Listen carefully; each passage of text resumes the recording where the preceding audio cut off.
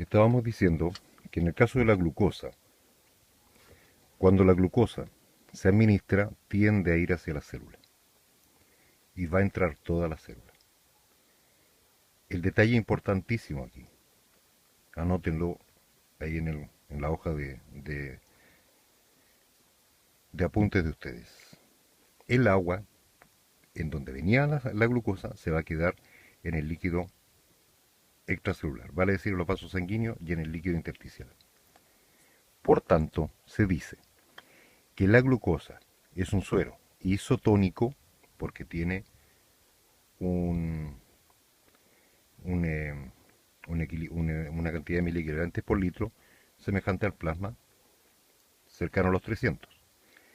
Pero se comporta como hipotónico, porque en el fondo lo que estamos colocando es agua, porque la glucosa va a entrar al vaso, al líquido intersticial, se va a ir a la célula y se va a consumir.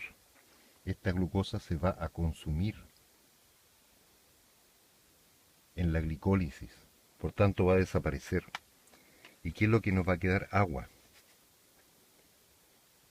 Y al aumentar la cantidad de agua, ¿qué es lo que estoy haciendo yo aquí? Estoy disminuyendo la osmolaridad porque estoy diluyendo. Vale decir, esta osmolaridad me va a quedar, supongamos aquí, lo vamos a anotar bien, nos va a quedar en apenas 200, supongamos, por colocar un valor. Siendo así, y la célula tiene 270 a 300, ¿qué es lo que va a ocurrir? Que esto está más concentrado, esto está más diluido. Por tanto, el agua podría tender a ir hacia el interior de la célula. Es como administrar solamente agua. ¿Qué pasaría si a un paciente nosotros le dijéramos que le vamos a colocar un suero isotónico como suero fisiológico o Ringer lactato? Y la persona que administra el suero resulta que se equivoca y coloca solamente agua destilada, pura agua. Va a administrar agua que se va a distribuir aquí, va a disminuir la osmolaridad porque esto lo va a diluir, y al diluir el agua va a tender a ir hacia la célula porque hay una mayor concentración en la célula que tiene una concentración normal, 270 a 300 mil equivalentes por litro. Esto quedó diluido, por tanto va a ir de donde hay menos concentración a donde hay más concentración y va a tender a hinchar la célula, y eso se llama citólisis. ¿Ok? ¿Qué ocurre aquí? Y aquí es donde tenemos que nosotros tener el cuidado de saber que si la célula se está hinchando, porque le está entrando agua, estamos produciendo un edema, y si esta célula es cerebral o en una neurona cerebral, podemos provocar citólisis, ruptura de la célula. O sea, si nosotros administramos solamente agua destilada, solo agua, podemos provocar un edema cerebral y una convulsión. Porque vamos a estar presionando un edema en el cerebro, vamos a estar presionando los nervios, las células nerviosas cerebrales, y vamos a estar provocando una convulsión. Como mecanismo de defensa de la célula, y aquí es donde entra la clase de renina, angiotensina, aldosterona, cuando hay mucha agua aquí, se activa la ADH. Recuerden ustedes que es para ir a, perdón, se inactiva la ADH para que no se reabsorba más agua. ¿Y cuál se activa? La proteína natriurética auricular, de la que hablamos. Porque tenemos demasiada agua en el vaso sanguíneo y en el líquido intersticial. Por tanto, no queremos más agua, se inactiva la ADH para que no reabsorba más agua. ¿Mm? El resultado, que se inactiva la ADH y la proteína natriurética auricular, repásenla en el manual, lo que hace es inducir la orina, vale decir la diuresis. ¿Por qué? Porque nos estamos hinchando de agua. porque la glucosa se va a todas las células. Entonces, eso es un mecanismo de defensa. La célula evita la citólisis o la ruptura celular por este desplazamiento de agua del líquido intersticial hacia la célula, lo evita activando la proteína natriurética auricular que está aquí en los vasos sanguíneos y que está percibiendo que hay un aumento peligroso de la volemia, inhibe a la aldosterona y la persona empieza a orinar. Esto es lo mismo que ocurre cuando una persona toma cerveza, porque la cerveza tiene mucha azúcar y en general los vinos tienen mucho azúcar, los alcoholes tienen mucho azúcar, pero la cerveza tiene mucha más azúcar. Entonces la persona toma azúcar y va al baño a orinar. ¿Por qué? Repasemos. Estamos colocando un líquido, en este caso no lo estamos colocando a la vena, sino que lo estamos bebiendo, que tiene azúcar pero tiene mucha agua. La glucosa, la cerveza es hipertónica, tiene demasiada glucosa, no tiene un 5%, tiene bastante más. Y las bebidas colas también. Entonces, la glucosa se va a ir dentro de la célula, va a hacer glicólisis y no va a quedar aquí solamente agua. Se diluye esto y empieza a entrar agua hacia la célula.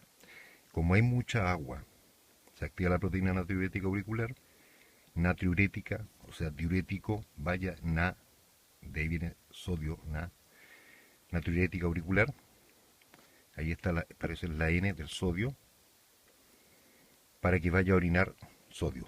Bote sodio y bote agua. Ese es un mecanismo de defensa. Ojo con un detalle aquí. Ese mecanismo de defensa se inactiva cuando al suero glucosado se le agrega oxitocina. Ese es el punto. Que va a estar inhibida la diuresis. Y se va a provocar una intoxicación hídrica y esta agua no va a poder salir por ninguna parte. Solamente ténganlo presente porque eso se trata en el capítulo de administración de oxitocina. Pero en condiciones normales, cuando uno toma cerveza, va a orinar casi inmediatamente. E incluso a algunas personas, aunque parezca contradictorio, que tienen problemas renales, se les sugiere tomar cerveza. No para hacerlo alcohólico, sino que porque estimula la diuresis, entonces para mantener los riñones funcionando. Porque toman cerveza, mucha glucosa, la glucosa va a las células, se queda con todo el agua y la proteína natriurética auricular estimula la diuresis. Entonces, la glucosa, si bien es cierto al 5% del electrolito, que en este caso es la glucosa del electrolito, que tiene un comportamiento, tiene una fuerza osmótica, por eso se habla que un electrolito que induce movimiento de agua, se consume en la célula, nos quedamos con pura agua. Entonces tiene, a pesar de ser isotónico, tiene un comportamiento hipotónico, porque es como administrar solamente agua, porque la glucosa se va a consumir rápidamente. Por tanto, este es el movimiento de la glucosa.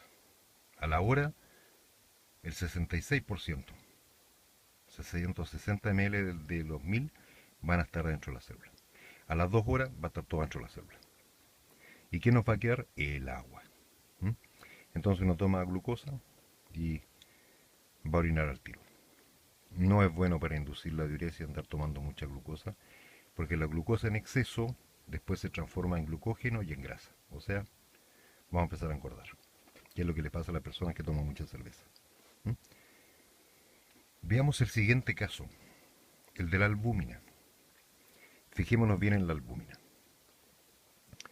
La albúmina es una proteína plasmática que se sintetiza en el hígado y constituye más o menos el 70% de las proteínas plasmáticas que están en los vasos sanguíneos. Plasmática porque solamente se mantiene en el vaso sanguíneo porque son muy grandes. Entonces no pueden atravesar la fenestración de los vasos sanguíneos. Y la función de la albúmina es mantener el agua en el vaso sanguíneo para que la presión hidrostática no gane y no se vaya todo el agua para acá, sino que hay una parte para que poder mantener ese 5% que se quede en el vaso. Por supuesto que va a desplazar agua, sí, porque aquí debe haber un 15%, pero se mantiene una cierta cantidad de agua importante en el vaso sanguíneo para poder tener la suficiente sangre, la suficiente volemia para entregar oxígeno a los tejidos. Esa es la función de la albúmina, mantener la presión oncótica. Entonces, si nosotros administramos albúmina, ¿dónde se va a distribuir la albúmina? En el volumen intravascular. Volumen intravascular. ¿Dónde va a permanecer? Solamente en el vaso sanguíneo. Ahora, ¿por qué dice aquí 500 y 500? Porque la albúmina es una proteína, pero tiene que estar diluida en un líquido. Entonces la albúmina, como ustedes van a poder ver en la tabla del manual, va unida a suero fisiológico, porque la albúmina proteína no puede ir sola, tiene que estar en un líquido.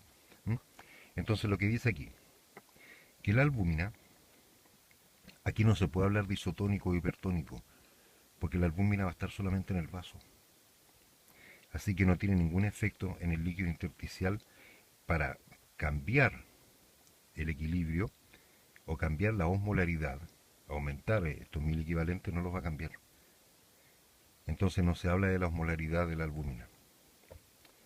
La albúmina queda toda en el vaso sanguíneo y el suero fisiológico que acompañaba la albúmina pasa al líquido intersticial.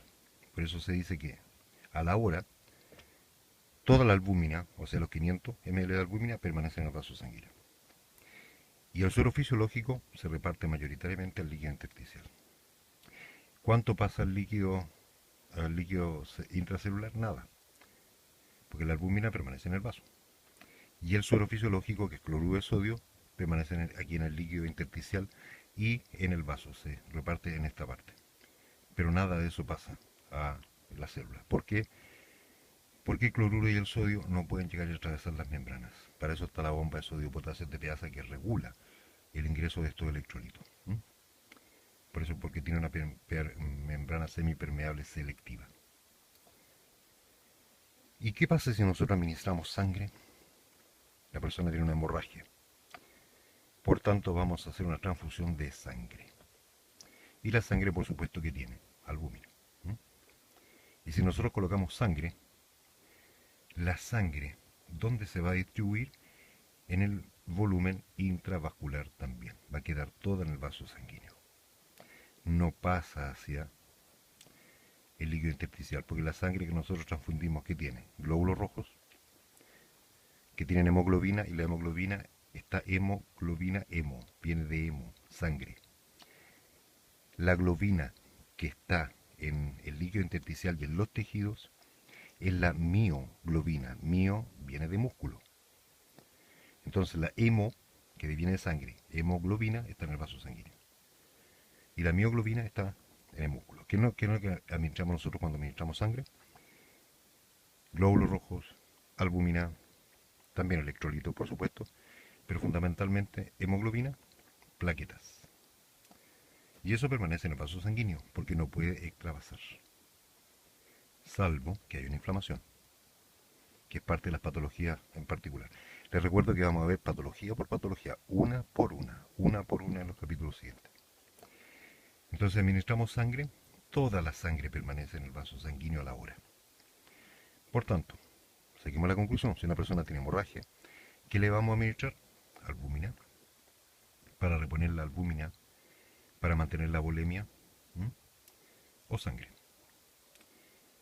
Si no tenemos ninguna de las dos cosas, vamos a tener que recurrir a suero fisiológico y a Ringer lactato, pero que sabemos que a la hora vamos a tener un 25% aquí porque va a extravasar todo hacia acá y por tanto vamos a tener que estar reponiendo a cada rato, hasta que el cuerpo recupere de alguna manera su propia albúmina.